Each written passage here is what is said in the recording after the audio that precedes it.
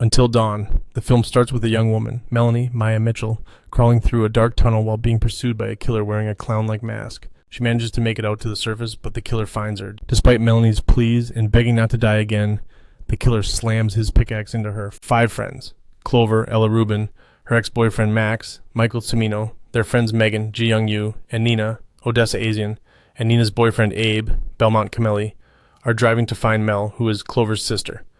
The last clue they have is a video that Mel left Clover after an argument they had following the death of their mother, with a vague idea of her location. The friends stop at a gas station seen in Mel's video and meet the creepy attendant, Dr. Alan Hill, Peter Stormare. He tells Clover that several people have gone missing in a nearby place called Glore Valley. The friends travel further up the road during a storm, but they end up driving in front of a visitor center that is unaffected by the rain. They go inside the building and begin exploring for any sign of Mel. Clover goes walking into the rain, thinking she sees Mel, and gets lost until Max pulls her back outside the rain wall, while Abe finds a bunch of missing persons posters, including one of Melanie. Nina finds a guest book that has Melanie's name in it, written 13 times. As they continue to search, Abe's car appears to turn on by itself. Megan finds a radio, but it doesn't work. The clown mask killer emerges, splitting Abe in half and going after Nina. Max tries to fight back, but gets his own knife jammed through his eye and out the back of his head. Megan gets slammed against the wall and has her head smashed in. Clover escapes the house, but is cornered by the killer in the woods and gets impaled in the back. An hourglass resets, and the 5 friends are alive again. They find their own missing posters in the building, as well as a few differences from before, like lights flickering when they previously weren't. As they try to barricade themselves from the killer, Megan starts to get possessed and her body contorted painfully until she is dead again. Clover gets pulled out of the house and is attacked by a witch who claims the friends will now feel what other victims in Glore Valley have felt before. The witch possesses Clover, while Max gets killed in the attic by a different masked killer. Abe and Nina attempt to flee but are killed in the woods. Clover ends up getting run over. The night resets once again and the 5 are in the bathroom. They start to drink water from the sink after seeing that it is clean, but suddenly Abe violently explodes right before Nina. Megan slowly explodes as her limbs pop one by one. Max dies, but as Clover waits for her own death, she sees Dr. Hill walking over her to give her some cryptic words. Then she explodes. When the 5 are revived, they learn about the mining disaster that happened in Glore Valley years ago after miners bored too deep into the earth, resulting in the death of over 1,100 people. Max finds a videotape featuring a captive man who slowly deteriorates after experiencing the same time loop that the friends are dealing with.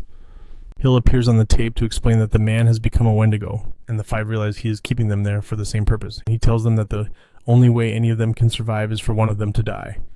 Hill taunts Clover by saying that Melanie is with him. When she goes to find them, Abe suggests that they sacrifice Clover so they can survive, since she had already previously tried to commit suicide.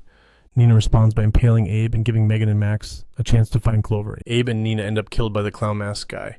In the woods, Clover, Max, and Megan are attacked by Wendigos. Megan gets dragged away to her death, while Clover and Max encounter Melanie, who has become a Wendigo herself. Clover blames herself for all of this, and she has Max slit her throat so they can restart the night. He drinks some water and curses Wendigo Melanie before he explodes. A flashback shows Clover and Melanie on the last day that they saw each other. Mel was heading for New York, but Clover didn't feel ready to join her, which led to their last conversation being an argument. Clover wakes up with her friends minus Megan, and they continue to look for clues to survive since their bodies are becoming like the Wendigos. They find a video on their phones of Megan surviving the previous night and following Hill into his office. Clover vows to end the night for good.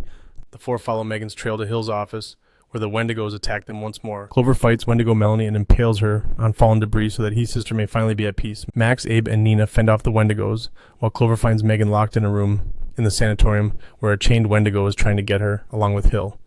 He explains that he performs experiments based off of the fears of the ones who come to Glore Valley. While he is not looking, Clover slips his coffee mug under some dripping water. Hill realizes too late that he drank some, and he tries to attack Clover before he bursts into bloody chunks. Clover manages to free Megan before the Wendigo can get her. Max, Nina, and Abe smash Clown Face's head like a watermelon. The 5 crawl out from under the ground and make it to the surface as daylight finally breaks. They get into Abe's car and drive away for good. Before the credits roll, surveillance cameras in Hill's office show that a van is pulling up to a snowy cabin, setting up the opening of the game that the film is based on. Like the video, drop a comment and smash that subscribe button so you never miss the latest movies.